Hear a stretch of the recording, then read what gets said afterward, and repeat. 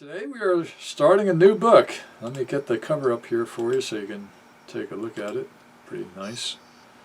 I've got a copy of the book here if you didn't get to see that. But our title of the book is What is Faith by J. Gresham Machen. Some of you have heard of him before. If you are a part of the Orthodox Presbyterian Church, you ought to get acquainted with him. He is the one who, in God's providence, was instrumental in the formation of the Orthodox Presbyterian Church, also Westminster Theological Seminary. So he has a tremendous legacy behind him in terms of his earthly ministry. He's passed on now many years ago, I believe in about 1937 or something like that. Right. He passed on. He was kind of a younger man at the time, his maybe late 50s. 50s. Yeah. So, brief life, but a consequential life to be sure. Machen began his college studies at Princeton Theological Seminary and went off to Europe to study abroad in a German university. Studied under some of the top liberal theologians of the time. Returned to Princeton Seminary after the First World War to teach at Princeton in their New Testament department. Became famous, I guess, for a variety of his books. New Testament terms, a very scholarly book is on the virgin birth of Christ, where he argues in favor of that virgin birth, of course. Another important work by him was The Origin of Paul's Religion. Very important. Very technical works, or more on the technical side. I wouldn't necessarily recommend them for lay people to read, although if you are so inclined, certainly give it a shot. This one, I think, is a little bit more accessible to most folks. It's called Christianity and Liberalism, an outstanding book that I would encourage you to read. I know Mike is reading it currently. Just finished. You just finished a few days ago. Oh, yeah. Wonderful. Yeah. Mike will be leading the study in this next time as we... Yeah. Well, if I had to, on my understanding, if I had to sum up the book in one sentence, it's that liberal Christianity is not Christianity. Right. Amen. That's basically it, yeah. And you could go even further and say that the Roman Church, Roman Catholicism, is closer to Christianity than the liberal church, the mainline Protestant church, which is quite a shock. That, but, anyway, so those are tremendous books, influential books written by J. Gresham Machen. As I said, he was in the mainline Presbyterian Church. This is, of course, before the OPC and the PCA and all these conservative churches. So he was in there, and he was fighting the advance of liberalism in the mainline Presbyterian Church. It took a wide variety of different avenues, but that's what he was working against. And eventually he was driven out of the church, placed on trial with regard to the Independent Board of Foreign Missions that he established, and they rejected that. And so he got to work on that, and then formed the Orthodox Presbyterian Church. So anyway, so that's a very brief introduction to Machen and his influence within the Orthodox Presbyterian Church. Let me say that the way I was introduced to him was I studied his Greek grammar. Oh, there's another one. He wrote a beginning Greek. Yep. I got it here. Grammar book and everything, and that was the way my Clearwater Christian College, where I was. That was the text for Greek class. And I guess I had it too in seminary as well. Yeah. Yeah, that's what I'm trying to find it real quick. I'm not seeing it at the moment. It's buried. But yeah, that was my textbook at Westminster Seminary, of course. That's what we used. And so an outstanding Greek grammar, one of the best you can find, I think. So you'll find in his writings that he is very logically oriented, very precise in his statements, very clear in his commitment to Orthodox Reformed theology. I think Dad's making his way out of the room. So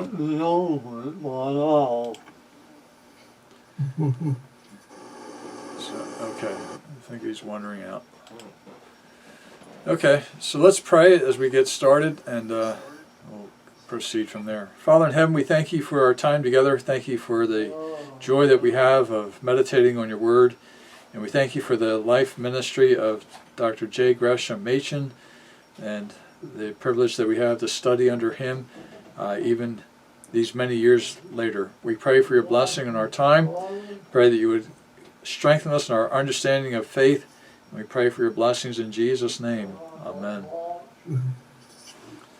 So you can survey the contents of the book. Here is going to be talking about, we're going to look at the introduction today, but it'll be talking about what it means to have faith in God and Christ, faith born of need, so that's going to talk about probably our sinful nature, faith in the gospel, faith in salvation, faith in works, and faith in hope. So we're going to have a multifaceted view of the nature of faith, and in the beginning, his introduction is going to reflect the current of the times, particularly in his day, but it's very much true of our day today as well. He's going to speak about the anti-intellectualism of his day within the Christian community and within culture at large. But it has devastating consequences for the Christian faith and for our understanding of Christianity. So he's going to talk about these kinds of things here in the introduction, and let's get to it. The question, what is faith, which forms the subject of the following discussion, may seem to some persons impertinent and unnecessary. Faith, it may be said, cannot be known except by experience. And when it is known by experience, logical analysis of it and logical separation of it from other experiences will only serve to destroy its power and its charm. The man who knows by experience what it is to trust Christ, for example, to rest upon him for salvation, will never need, it may be held, to engage in psychological investigations of that experience, which is the basis of his life. And indeed, such investigations may even serve to destroy the thing that is to be investigated. So you see what he's talking about here. Faith is a living experience that we have. We have an emotional experience, a kind of a walk, daily walk, day by day. And the general idea is that if you try to dissect this and put it under a microscope, put it on a slide under a microscope, that effort to dissect it is actually going to destroy it. Because faith is a living experience. It's not just something that you articulate and evaluate like it was an amoeba or something like that.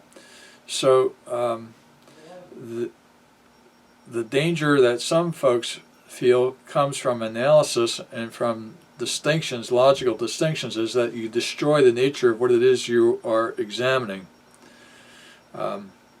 So what Machen will argue for us is that actually this analysis, this evaluation of the nature of true faith is going to help us identify it, first of all, and then also live it.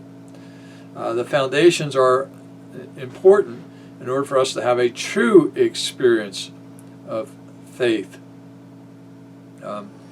You can compare this to our studies in coming weeks at church on the Ten Commandments, and this list of 10 commandments is the objective definition of what it means to love God. Now you might say in a modern age, well, let's just love and not talk about rules and arguments and that sort of thing. That destroys love. Love is a feeling. Love is a passion, and you need to let it exist like that. But God understands better than we do that this love needs to be defined. It needs to be categorized. What is it where we properly show love, and where is it where we don't show love?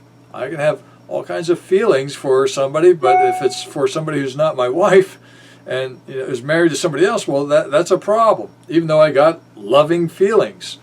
I might have loving feelings towards all of humanity in general, but I might be rather hostile to those who are on the opposite side of the fence, politically speaking, and be happy to have them moved off the ranch, if you will, to advance my point of view.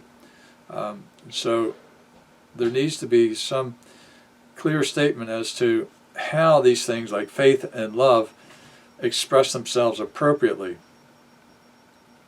So Machen continues, such objections are only one manifestation of a tendency that is very widespread at the present day, the tendency to disparage the intellectual aspect of the religious life. Religion, it is held, is an ineffable experience. That is something you can't express with words. It's just an experience that you have. The intellectual expression of it can be symbolical merely. By symbolical, he means kind of an analogy of what the experience was, but not really identifying the experience. The most various opinions in the religious sphere are compatible with a fundamental unity of life. Theology may vary, and yet religion may remain the same.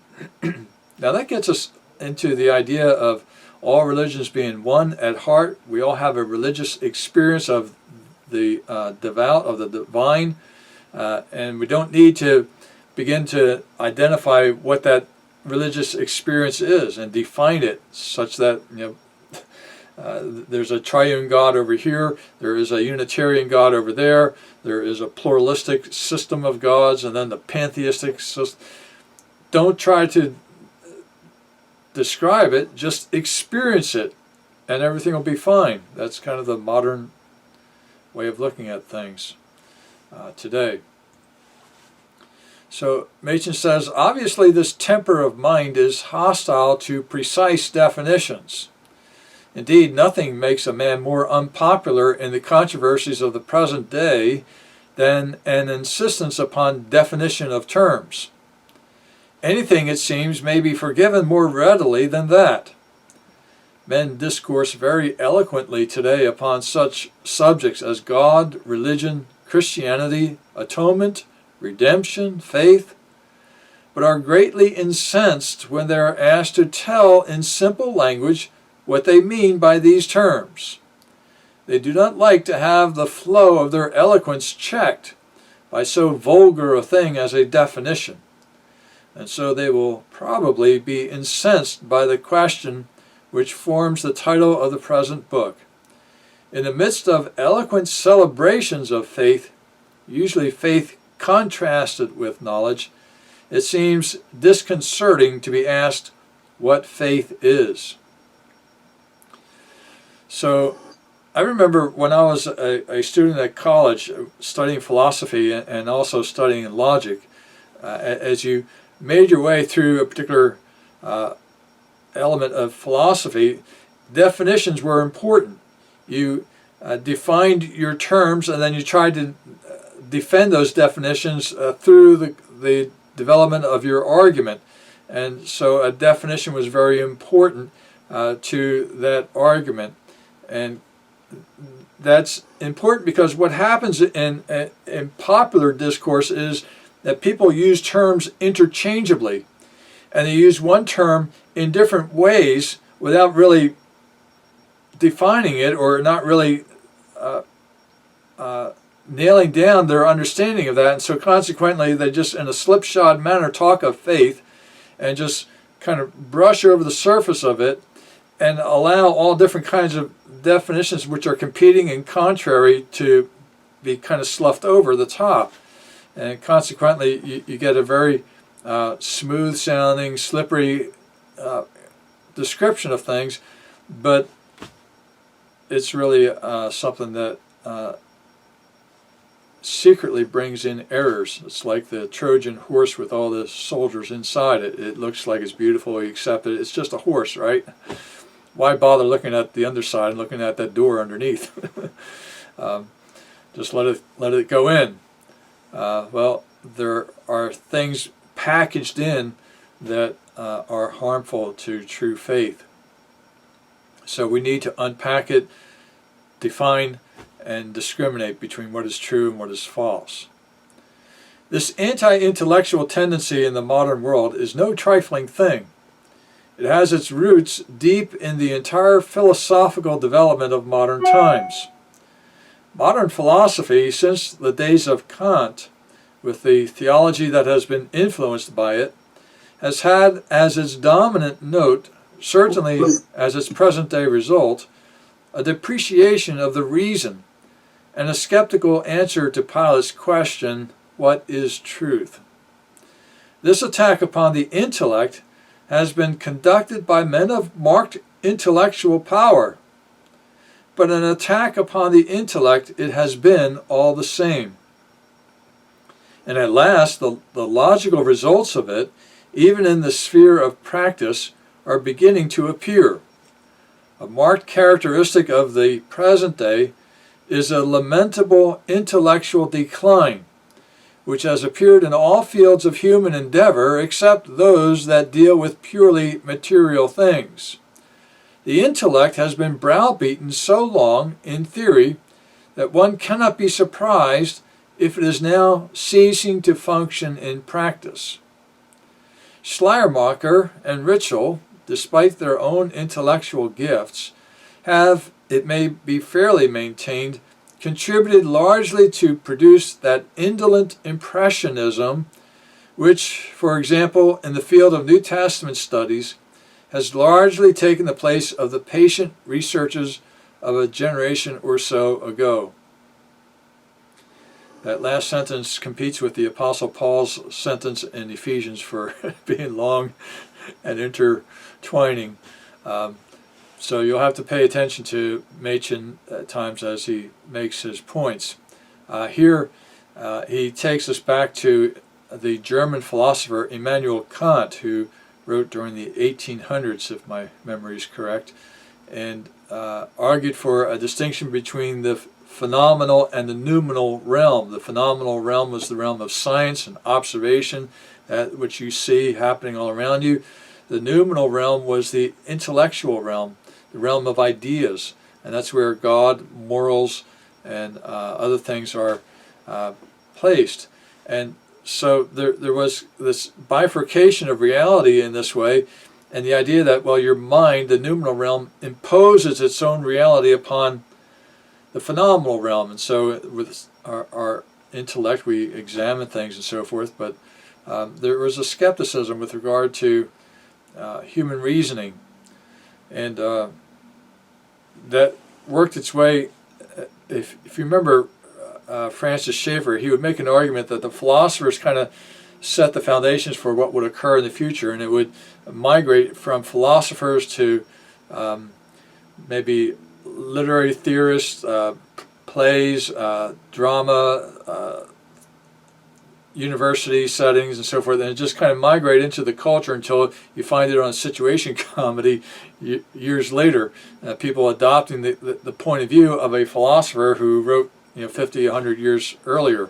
It works its way into the culture and has a major impact on things.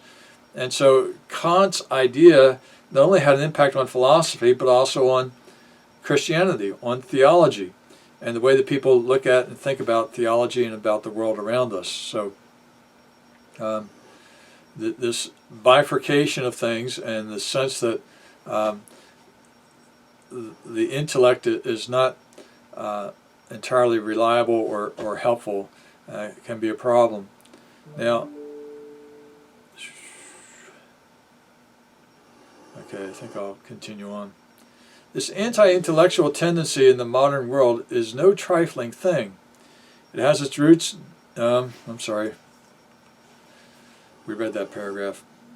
The intellectual decadence of the day is not limited to the church or to the subject of religion, but appears in secular education as well.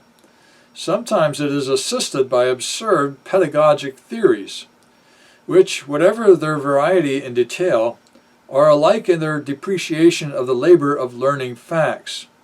Facts, in the sphere of education, are having a hard time. The old-fashioned notion of reading a book or hearing a lecture, or simply storing up in the mind what the book or the lecture contains, this is regarded as entirely out of date. Give me just one moment. Okay. A year or so ago, I heard a noted educator give some advice to a company of college professors, advice which was typical of the present tendency in education. It is a great mistake, he said in effect, to suppose that a college professor ought to teach. On the contrary, he ought simply to give the students an opportunity to learn. That's very much the idea in recent years. You might recall years ago, back in the 1980s or so, I remember colleges and public schools in particular coming out with the idea of values clarification. The idea was that the teacher or the school does not impose its values upon the student. It allows the student to explore and discover its own values. And when you do that, theologically speaking, what are the child's values? Well, the natural instinct of the child is towards sin and evil, rebellion. And so you're basically saying to that child, what you are feeling is basically fine and good, just go with it. And so discover your own experience of, do you wish to be a boy rather than a girl? Do you wish to love another individual of the same sex? Just to explore your own experience and clarify your own values. Don't allow society to mold you and shape you into its form by telling you what's right or wrong, what's true or false. More recently, I've been listening to a podcast called Scholars and Sense with Bill Bennett, Conrad Black, and Victor Davis Hanson. And they go back and forth in a conversation or dialogue on things that are happening in the world today. And Victor Davis Hanson is a professor of history at Stanford University, and he was talking about how he recently has had conversations with fellow professors there in the university setting as they deal with the changing curriculum of our day as Black Lives Matter ideas percolate into the curriculum and critical race theory begins to dominate things. And he's saying Victor Davis Hanson is a conservative and his fellow professors are wildly liberal, but he's saying their liberalism is coming back to bite them on the butt, if you will, because what's happening is they have kind of opened the doors and welcomed in this socialism and critical race theory and these kinds of things and allowed that, and now they are in a place where if they give a student a bad grade, especially if the student is non-white, of a minority race, then they're going to face being accused of white supremacy and racism. And so rather than grading the students now objectively based on merit, they're now, a lot of the professors are just saying, I'm not going to sit on the firing line and get shot down here because I'm going to fight for academic integrity and so forth. Instead, I'll just give everyone a B. No matter what they do, they'll get a B. And so you can see how this would destroy the academic pursuit of excellence, knowledge and information and facts and so forth, when no matter what you do, even if you do a lousy job, you're still getting a B in this class because the professor doesn't want to have somebody coming after him saying, "Oh, even though you're a liberal, you're a white supremacist, and so you need to be fired," and all the rest of it. And so this liberal idea of things is beginning to circle back, to use a certain language from Jen Psaki. It's going to circle back and eat its own people. So, circle. What's that? And circle the wagons. Circle the wagons. Yeah. Well, that's what they're going to have to do. Machen continues, this pedagogic theory of following the line of least resistance in education and avoiding all drudgery and all hard work has been having its natural result. It has joined forces with the natural indolence of youth to produce in present-day education a very lamentable decline. Now, Machen is writing, as I didn't happen to notice when this book was published, I think probably in the early 1930s or so. I'll have to check and see if I can quickly figure that out. 1925, I'm sorry. So he's writing in 1925. It's the same thing we're dealing with today. It's like Ecclesiastes says, there's nothing new under the sun. Things just continue to go on as they ordinarily would. So Machen, though he wrote a century ago, nonetheless is describing our present-day situation. The decline has not indeed been universal. In the sphere of the physical sciences, for example, the acquisition of facts is not regarded as altogether out of date. Indeed, the anti-intellectualistic tendency in religion and in those subjects that deal specifically with the things of the spirit has been due, partly at least, to a monopolistic possession of the intellect on the part of the physical sciences and of their utilitarian applications. But in the long run, it is to be questioned whether even those branches of endeavor will profit by their monopolistic claims. In the long run, the intellect will hardly profit by being excluded from the higher interests of the human spirit, and its decadence may then appear even in the material sphere. So I think what he's saying is very much a part of our modern culture today. Where do you find the most intellectual rigor in our culture? Well, it's in the area of technology, computer sciences, the advancement of medicine and these kinds of things. There's a lot of intellectual activity engaged in, but when you get into the social sciences, when you get into psychology, when you get into religious beliefs, then there might be a lack of intellectual presence in these subjects. It's more of a welcoming, kind of a warm and fuzzy kind of approach to things. Everybody's okay. Everybody's good. That's why we have diversity over competence. Yeah, absolutely. It's more important to have diversity on a, like in your military, than having competence and having real leaders lead. But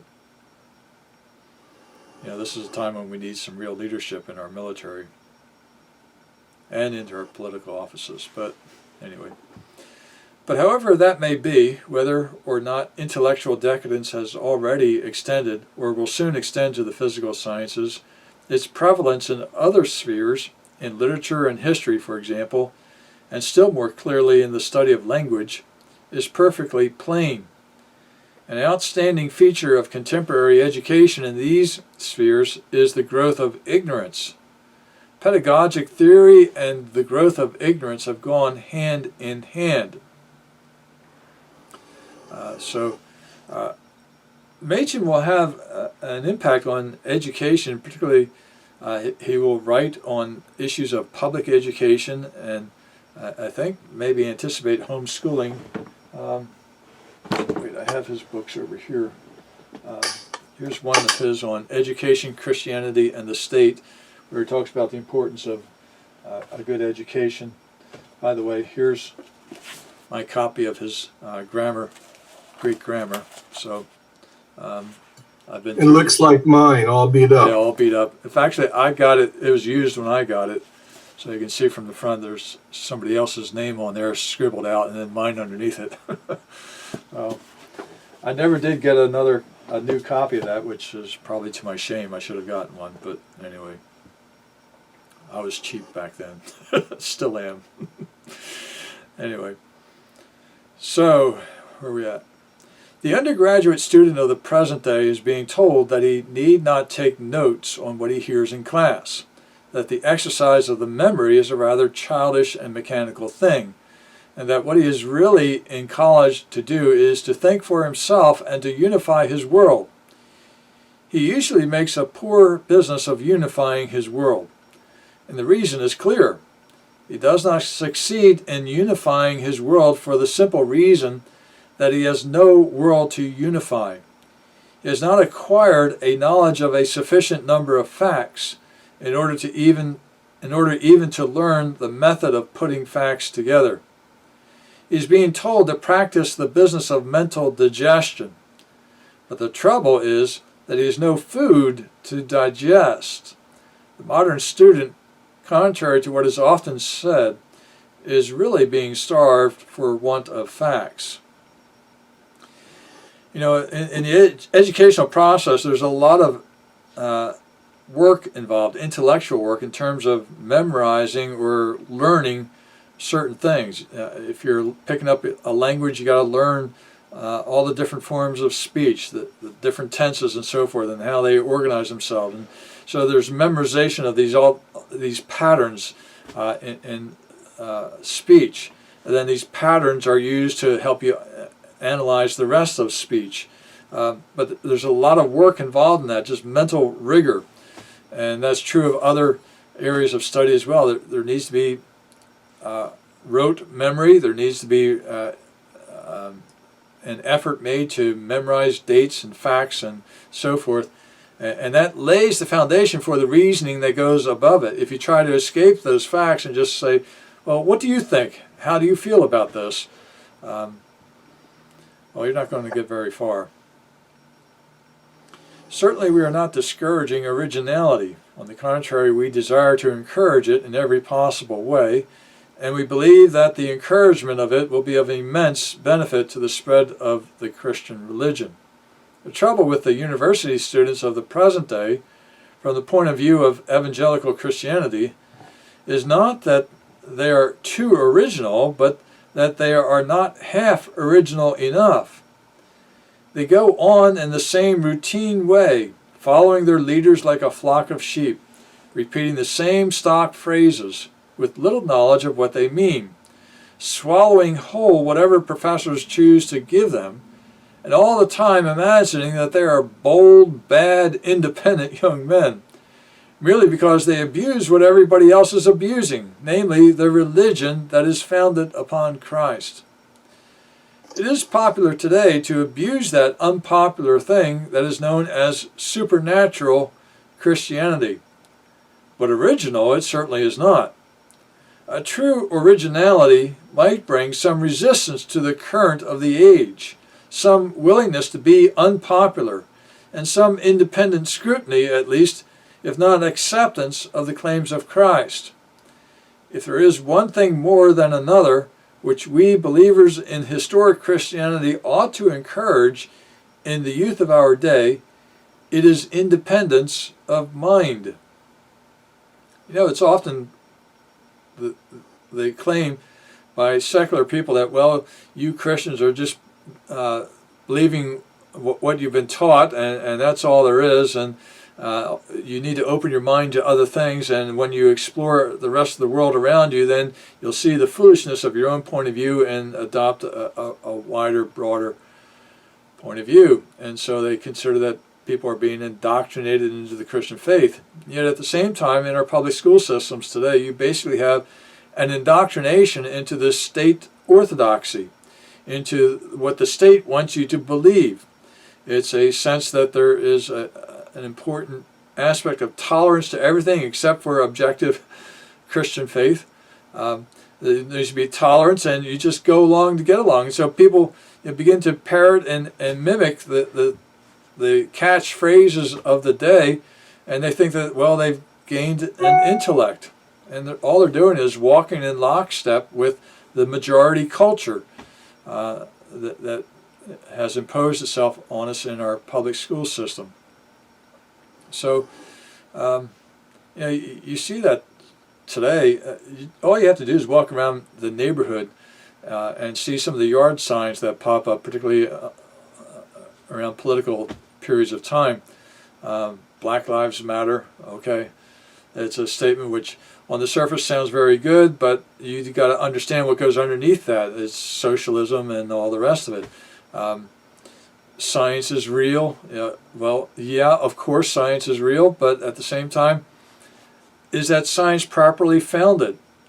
Is science true? Or has science been politicized? Today, our science has been politicized to present a narrative to people, like wearing a mask or being vaccinated and so forth. There's these catchphrases that people hold on to, follow the science, but they don't quite understand what they're talking about.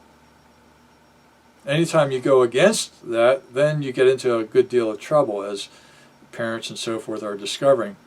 I thought it was great. Maybe you saw the video by now of the woman, I think it was in Virginia, where she attended a school board meeting and brought with her iPhone up with her and showed her the school board superintendent who was with others without a mask on, and pointed out the hypocrisy of these people. It's good enough for the kids, but they don't have to abide by all these rules and regulations, and it has its impact upon families as well.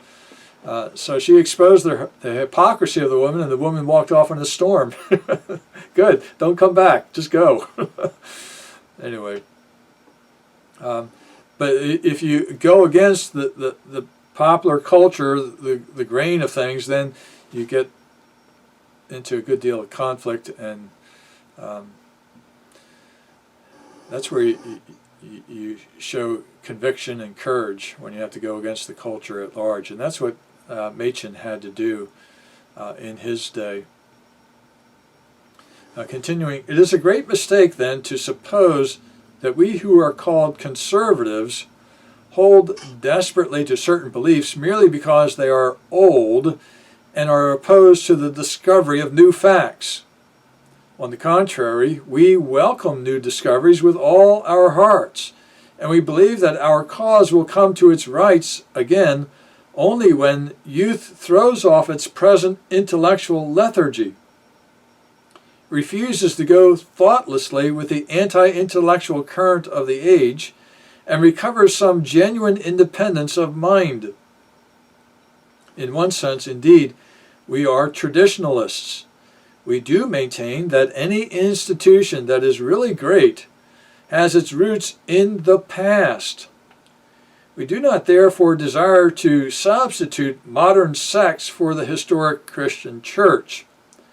But on the whole, in view of the conditions that now exist, it would perhaps be more correct to call us radicals than to call us conservatives.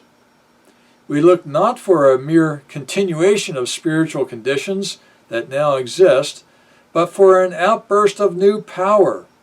We are seeking in particular to arouse youth from its present uncritical repetition of current phrases into some genuine examination of the basis of life. And we believe that Christianity flourishes not in the darkness, but in the light. A revival of the Christian religion, we believe, will deliver mankind from its present bondage, and like the great revival of the 16th century, will bring liberty to mankind. Such a revival will not be the work of man, but the work of the Spirit of God. But one of the means which the Spirit will use, we believe, is an awakening of the intellect. The retrograde anti-intellectual movement called modernism, a movement which really degrades the intellect by excluding it from the sphere of religion, will be overcome and thinking will again come to its rights. The new Reformation, in other words, will be accompanied by a new Renaissance. And the last thing in the world that we desire to do is to discourage originality or independence of mind. Socialists today tend to want to describe themselves as progressives. That's a more acceptable term. And so the idea is that they embrace the future. They're moving on into the future and accepting new ideas and new things and so forth. And so they think that they are the people who are on the cutting edge of culture and society, whereas conservatives and Christians in particular are Neanderthals. They want to live in the past. They don't want to accept change. They're just stuck in things. And so all we want is to walk, ride a horse and buggy and put away our electronic devices or whatever. Never mind the fact that it's mostly Christian people who have introduced a wide variety of the sciences, have been the if you will, the parents of a new school of science here and there. So progressivism actually is retrogressivism because it brings us back into the past, into the pagan past of our human culture. I mean, these things there's nothing new about the ideas of homosexuality, gay and lesbian and transgender, all this kind of stuff. This is stuff that's been with human society for centuries upon centuries. They're actually destroying our future and sending us back into the past. It's Christianity truly that has the impetus to lead us into the future and to discover things that God has given to us in the world around us, receiving them as blessings from God and seeking to bring blessing to the world at large because of them. So Christianity is not hostile to intellectual development or advance. It works towards that very thing. We're not afraid, as Machen said, of the nature of our faith. We want it exposed. We want it in the light. We want people to see it. We don't hide these things into the dark. So,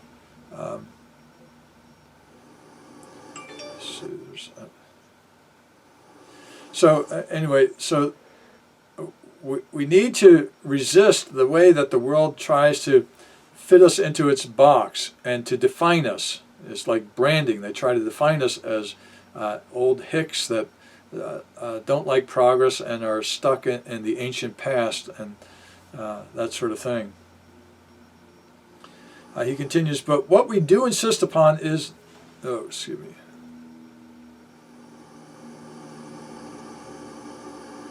What we do insist upon is that the right to originality has to be earned, and that it cannot be earned by ignorance or by indolence. A man cannot be original in his treatment of a subject unless he knows what the subject is. True originality is preceded by patient attention to the facts. It is that patient attention to the facts which, in application of modern pedagogic theory, is being neglected by the youth of the present day. You can see that today in the Black Lives Matter movement and the way that they try to tear down statues from historic individuals, and they try to destroy our understanding of our own American history, reinterpret it and put it on a different foundation and look at the world completely differently. They're not rooted in the past and the proper understanding of the past. They rather reject the past and try to put on it their own imaginary world on top of it and saying this is the new world in which we need to live in. And so that's the challenge that we have today. In our insistence upon mastery of facts and education, we are sometimes charged with the desire of forcing our opinions ready-made upon our students. We professors get up behind our professorial desks, it is said, and proceed to lecture. The helpless students are expected not only to listen but to take notes. Then they are expected to memorize what we have said, with all our firstlies and secondlies and thirdlies. And finally, they are expected to give it all back to us in the examination. Such a system, so the charge runs, stifles all originality and all life. Instead, the modern pedagogical expert comes with a message of hope. Instead of memorizing facts, he says, true education consists in learning to think. Drudgery is a thing of the past, and self-expression is to take its place. In such a charge, there may be an element of truth. Possibly there was a time in education when memory was overestimated and thinking was deprived of its rights. But if the education of the past was one-sided in its emphasis upon acquaintance with facts, surely the pendulum has now swung to an opposite extreme, which is more disastrous still. It is a travesty upon our pedagogic method when we are represented as regarding a mere storing up of lectures in the mind of the student as an end in itself. In point of fact, we regard it as a means to an end, but a very necessary means. We regard it not as a substitute for independent thinking, but as a necessary prerequisite for it. The student who accepts what we say without criticism and without thinking of his own is no doubt unsatisfactory. But equally unsatisfactory is a student who undertakes to criticize what he knows nothing whatever about. Thinking cannot be carried on without the materials of thought, and the materials of thought are facts, or else assertions that are presented as facts. A mass of details stored up in the mind does not in itself make a thinker. But on the other hand, thinking is absolutely impossible without that mass of details. And it's just this latter impossible operation of thinking without the materials of thought which is being advocated by modern pedagogy and is being put into practice only too well by modern students. In the presence of this tendency, we believe that facts and hard work ought again to be allowed to come to their rights. It is impossible to think with an empty mind.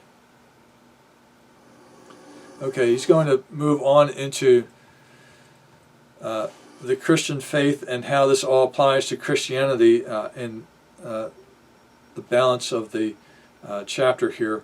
And so what we'll do is use this as a place to pause, and if you have any comments or questions or what have you, we can do that, or just have a time for fellowship.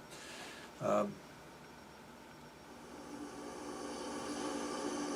know, like I was thinking as I was reading along of Jack and his work as an auto mechanic, and I've been watching television shows about auto repair programs like Phantom Works and Bitching Rides, and a couple other programs where they take some old cars and restore them, build them, rebuild the engine, the chassis, suspension, so forth, and repaint the thing, put it all back together again. And this old car, beat up in a garage somewhere, sitting in the woods for 20 years, comes back to life again as almost like a brand new car, and it's kind of a neat, wonderful thing to see. Well, in order for you to be able to do all that, you've got to have an understanding of mechanics and all the elements that go into what makes an engine run, and all the rest of it, and what parts are appropriate to a Ford Mustang and not appropriate to a Buick LeSabre or something. So you need to have information to work with, and then you've got to be able to reason and think through, well, what's going wrong now with this Ford Mustang motor that's not firing up? It's got spark, it's got oxygen, but maybe it doesn't have gas, and maybe the gas line is a problem. So you work through these things, but there are facts and information you got to work with, but then you also have to reason on the basis of those facts and information in order to get the engine started, get the car back together, and get it running again. So I think Machen's point is that not only applies to ordinary things, if I can put it that way, whether it's auto mechanics or working in the garden or dealing with computer issues, it's also true in terms of the Christian faith. So he's going to make a transition to the Christian faith and show that we need to have certain facts and information about the Christian faith to lay the foundation for what is truly Christian, as opposed to falsehoods. And if I can use that as a commercial and appetizer for what's to come, he'll show that, he'll make those arguments for us. Okay.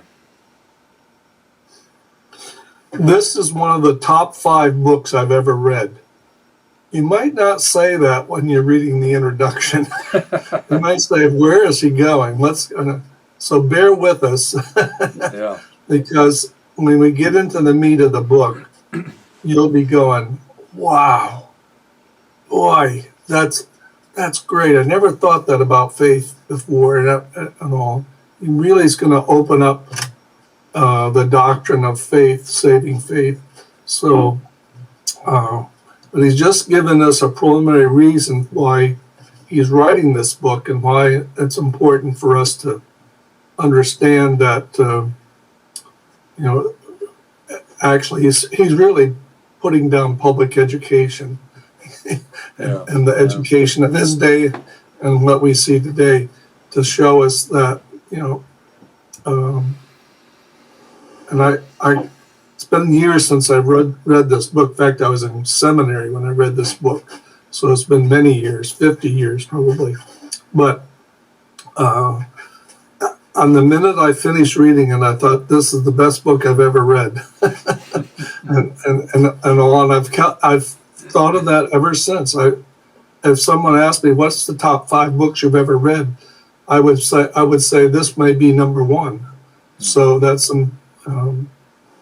I hope that you can say that too when we finish the book, that this has definitely been worth the read, worth studying.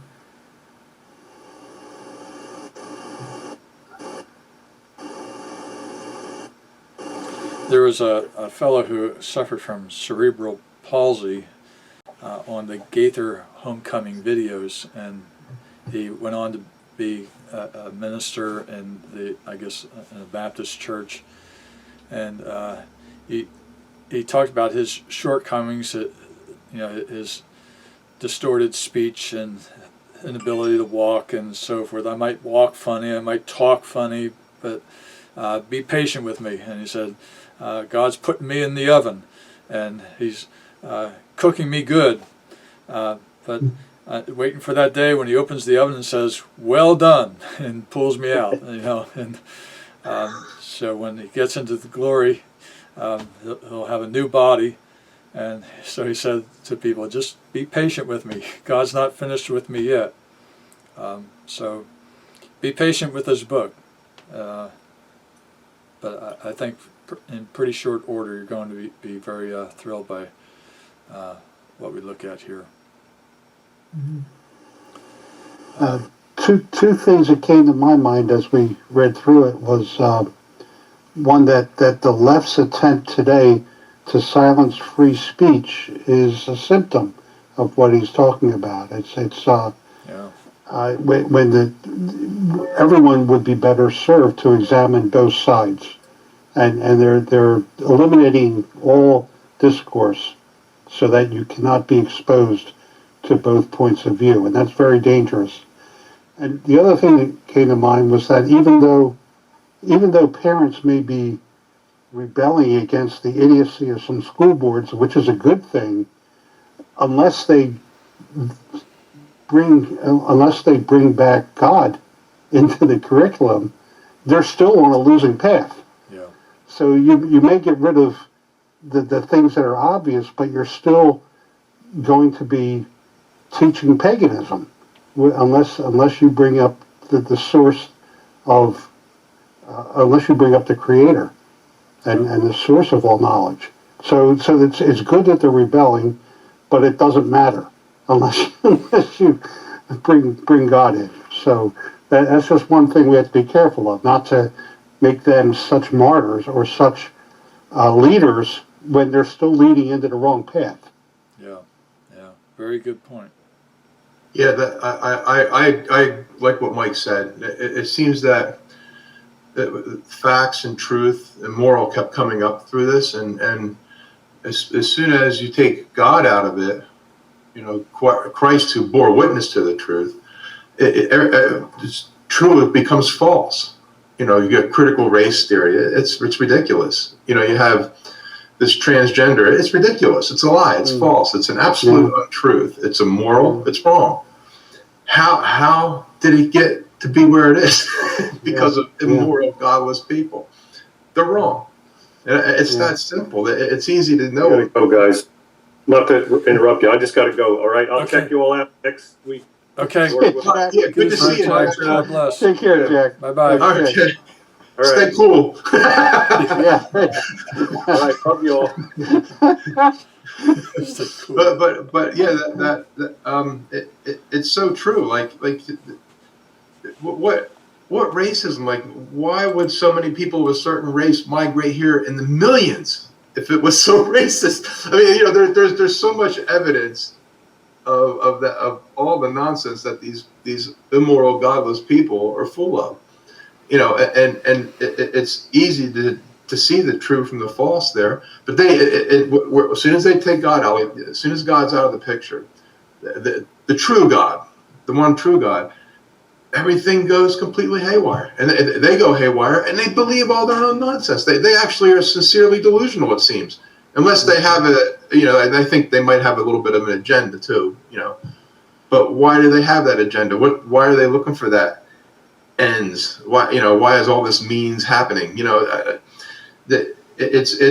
It's God, moral, truth, facts. They all seem to be pretty much the same definition, of truth, moral, good morals, and true facts. What's the true facts? They seem to. It's fascinating that they are completely like the other side of a magnet, completely wrong. Yeah. I still have to give the parents some credit for trying to put the brakes on the idiocy. That's so. Even though they're not, even though they're just substituting another form of godlessness, basically, it's at least they're trying to stop the regression. The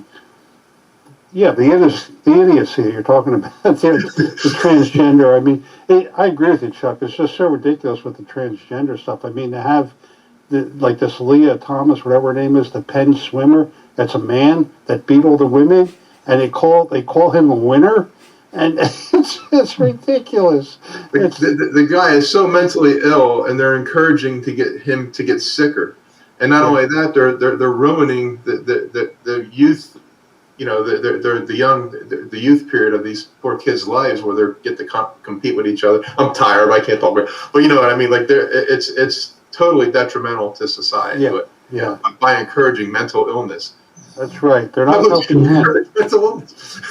They're colluding with his delusion, right? Yeah, they're colluding with delusion. Sincerely, they really believe it or something. Yeah. Unbelievable. I saw stupid. I saw last night a different case. I don't know if it was the same case or not, but the woman with the phone, when she was saying about what they're teaching the kids and everything, and it was insane what they were teaching the kids. It was just unbelievable. It's almost like that you can't, like they were making it up. She had on her phone the school council or whatever. They were all without masks, and she was showing, and the woman that was leading the school board slammed down the hammer and had the cop come up and take her out. Wow. So they shut her microphone off, and she was just saying, like, look at the hypocrisy. This is what you're teaching our kids. You're saying do this, and you're not doing it. Wow. And so they shut her microphone off, and then this big old cop came up and took the woman away. Well, the cop came up. I don't know that he took her away, though. He stood next to her or something, and another board member chimed in and said, no, you got to listen to this because I have to deal with this too. People critique me, and so you just got to sit there and listen to it. And at that point, the superintendent stormed out of the meeting. Wow. She wasn't going to stay around for that, but Oh, I didn't see the whole thing. That when the show I was watching said that that they had to sick the police on her, have the police. Well, they didn't bring the police off. Yeah, the superintendent called the police officer to come down and escort the woman out of the building. The officer did come down, but he kind of stood beside her and not quite eager to do what she wanted him to do. And then one of the other board members chimed in and said, hey, we got to listen to her. You got to listen to her just like I had to listen to somebody last week or something like that, and couldn't say anything about it. So anyway. Well, poor kids in the schools. Oh. Yeah. So, Rich, you were saying that Katya was saying that things seem a little calmer, but her parents are in a disputed area. Yes. I was concerned about that when I heard this morning that they had shelled some villages. The Russians had shelled some villages in that area. So I hope they're out of the way. Well, she said that her parents hear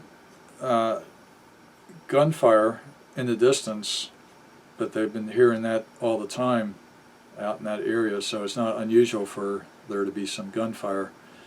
But I guess they're far enough away from it that they don't feel threatened by it. So I think that her parents are just situated on kind of like in a suburb of Lugansk, right on the edge of Lugansk. It's not quite the same as what we have here, but you got the big city and neighborhoods stretching out from it a little bit, and they're in one of the northern neighborhoods. I'm not certain of that, but anyway. And then you got the larger regions where Putin suggested he wants to go in and take control of now.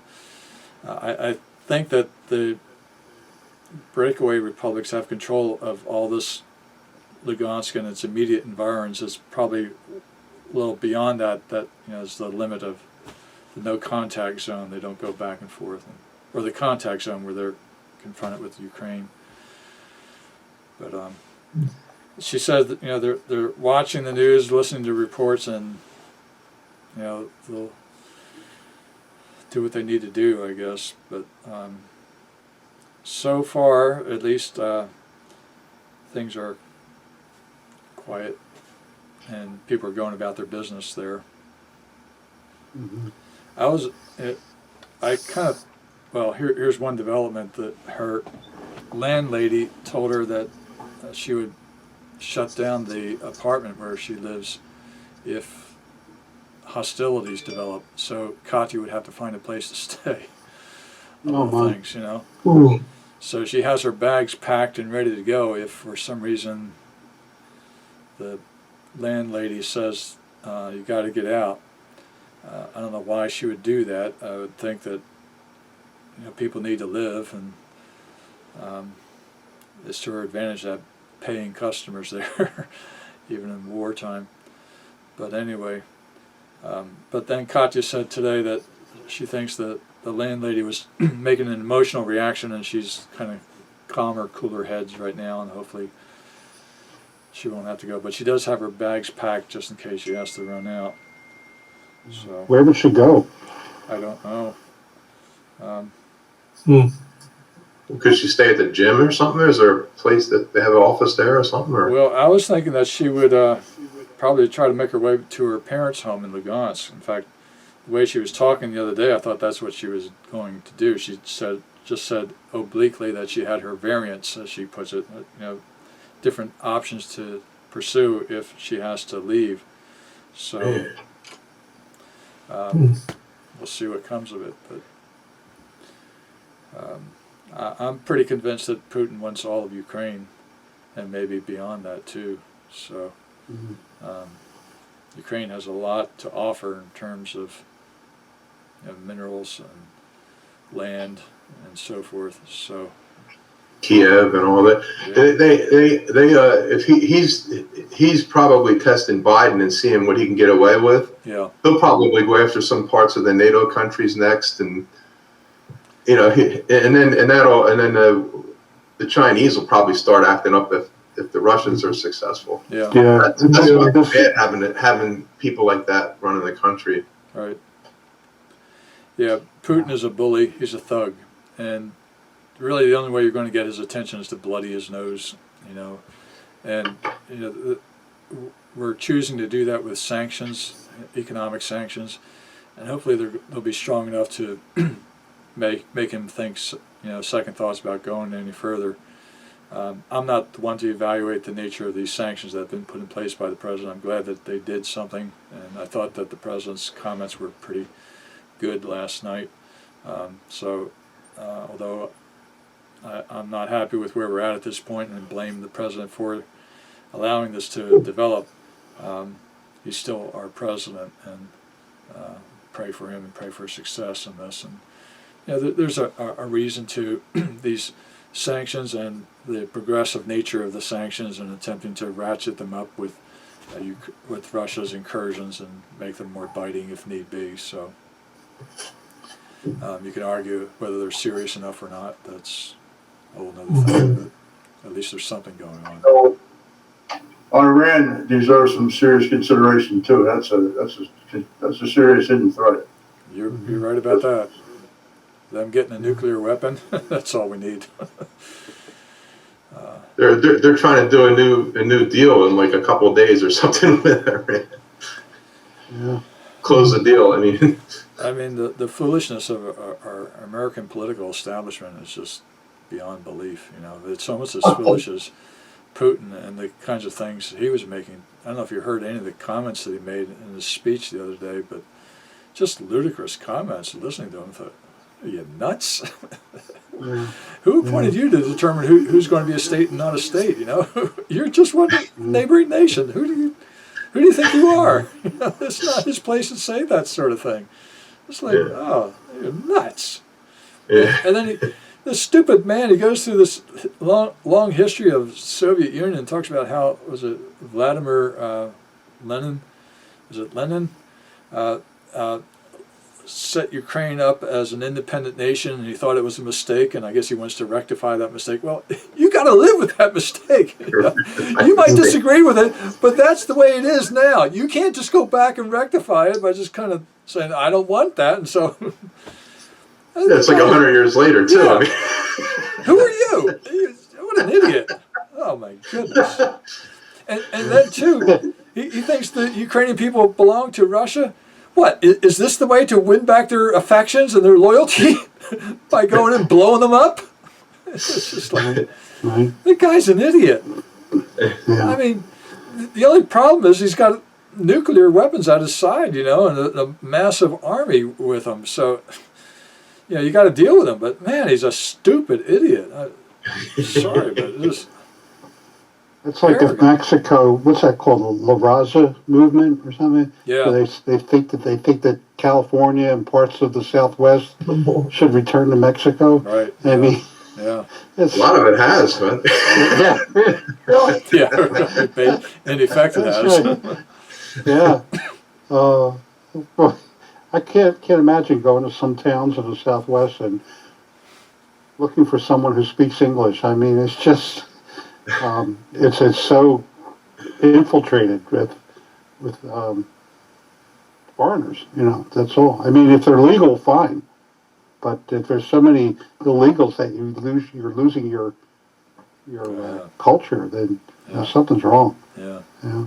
When there's no insistence on assimilation, but then it creates big problems. Well, you lose your country. You don't have a country anymore. Yeah.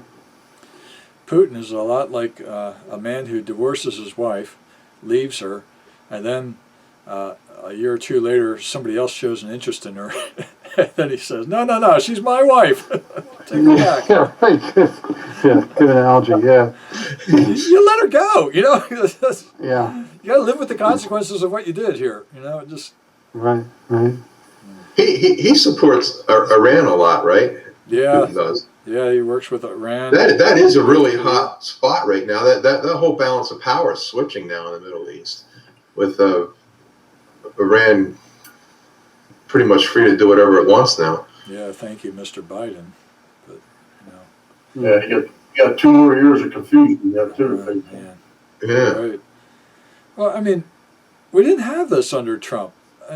China, It was all and everything Russia, was. We had a good leader. Yeah. They feared Trump. They knew he was not the ordinary politician who's just going to be wishy-washy and so forth. They respected Trump, and so they stayed out of his way. And Trump bloodied Putin's nose in Syria a little bit. Told him, clear your guys out. I'm going to bomb. I'm going to bomb that airport in Syria. He showed them he wasn't afraid of what they thought about things. He's the one in charge here. Yeah. I think they were scared to death of him. Yeah, I mean, he's got the Even big stick. China he was hitting China's economy. He was taxing them back. It was going very well. Yeah, he had good policy. Yeah. And plus he didn't know anybody anything. None of that. He didn't even take a paycheck from them. right, yeah. Right. Nobody can tell him what to do. He didn't It's know anybody any money. Yeah. Yeah. Right. No favors, anything. He understood the importance of energy too, and production of oil and gas and so forth. Biden right away stepping in to shut down the Keystone XL pipeline. Now they're saying with the sanctions that energy is going to go up more. Yeah, we were energy independent a year ago.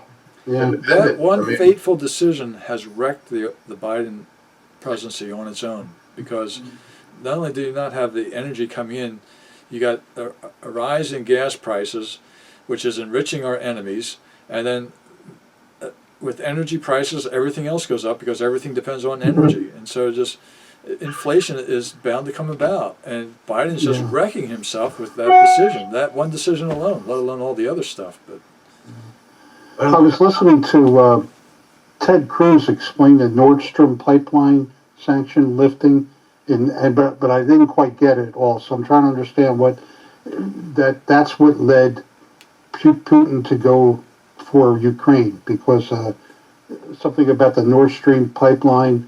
Once those sanctions were lifted, he was then it enabled him to use the pipeline. Do you remember that? What that was about? Why that helped Putin? Well, the situation was, if I understand it right, is that Putin was shipping oil to Europe through Ukraine, through pipelines going through Ukraine, and Ukraine was taxing that oil and making a profit on that, and so Putin wanted to bypass Ukraine with the Nord Stream pipeline, which I guess goes underwater or something like that, and goes directly into Europe.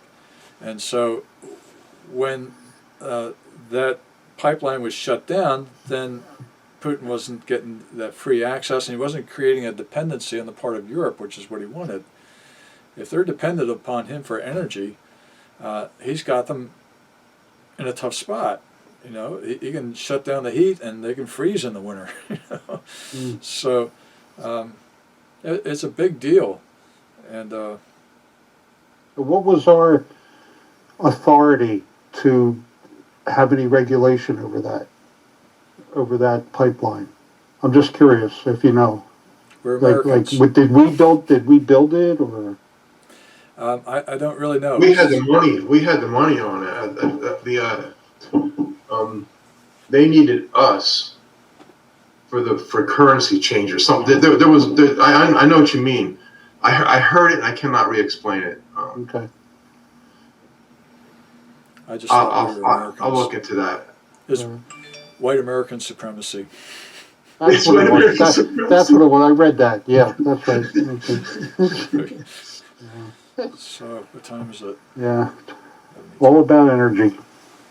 Yeah, it is. I mean, you got to have a solid energy policy, and if you're producing your own energy, of course, then you're not sending money over to the Middle East where you got all your enemies. Our oil was financing all of our enemies: Russia, Iran, Iraq. And Saudi Arabia isn't exactly the closest friend either. So all that oil going into the Middle East just inflames the Middle East with violence and creates problems for us. If we make our own oil and gas, then forget that. Yeah. We're profiting for ourselves, and we're keeping others from advancing as well. Mm-hmm. We have more money going into the economy because there's people have more money in their pocket. Yeah, yeah. I remember paying under $2. It was $1.90 something for a gallon of gas before this regime came in, and now I don't know, it's like $3.60 something or $3. Yeah. $3.79 here. Yeah, it depends on where. Yeah, because we have like a 90-cent tax on the. and they're talking about they're going to have to raise it more to put the sanctions on Russia. So the way they're going about it, Well- you need competent people doing that stuff. Yeah. Biden did All say, you have to do is open the pipeline again, and that psychologically that'll bring some of the price down. Yeah. Just initially, that's let alone when it starts flowing, but just the futures and everything. Well, there's Yeah, gas. it's Plus, available. there's right. Plus, there's people heating their homes with oil and things. Yeah. That could be a cold winter. I mean, and it takes the people, especially people just getting started with their families. That could be a pretty hard hit on your Oh yeah. budget. I mean, my, you're paying another $1,000 for oil now, and another, if you have to go back and forth to work every day, add another $800 to your budget for gasoline. Yeah. It starts. my natural gas bill is going up, I think, almost 50% this winter. Just like, man, terrible. Yeah. And the electric will go up too. Everything. Oh yeah. Yeah. But I figure a lot of people are working from home now since the pandemic hit, and since a lot, so that's reducing the need for gasoline, but they still have to get that revenue. So there's a combination of having less revenue come in from taxes and shutting down the pipelines and everything. So it's all coming into play, raising the prices. It's we need to get that more self-sufficiency back. I think I heard him say that they're going to need to raise the interest rates. Was it like 6 times or something this year? To try to stay ahead of inflation. Mm-hmm. So that matters. I mean, that'll affect people trying to get a mortgage and people who have debt and Yeah. it could people could be in trouble. Yeah. Yeah. Anybody who's in debt, like the United States, Yeah. What is it, 30 trillion now? yeah, Very we true, raise yeah. interest rates and we kill ourselves. Wow. I mean, Wow. our national debt already is like $30 trillion, and there's more to come. I read an estimate that the debt to GDP ratio needs to be under 60% in order for the country to be productive. When it gets up to about 90%, then you hit a critical area. We are well above that 90%. We are like 110 and rising now in terms of debt to GDP ratio. And so we may be well beyond what we can recover from. I mean, the only way out of it is either a collapse of the system or runaway inflation, which is, I think, the path that the elites want to pursue, inflate our way out of it. So you're paying off these debts with inflated dollars. But that's painful as well. And it's like the poor that really get crushed. The elites will be fine.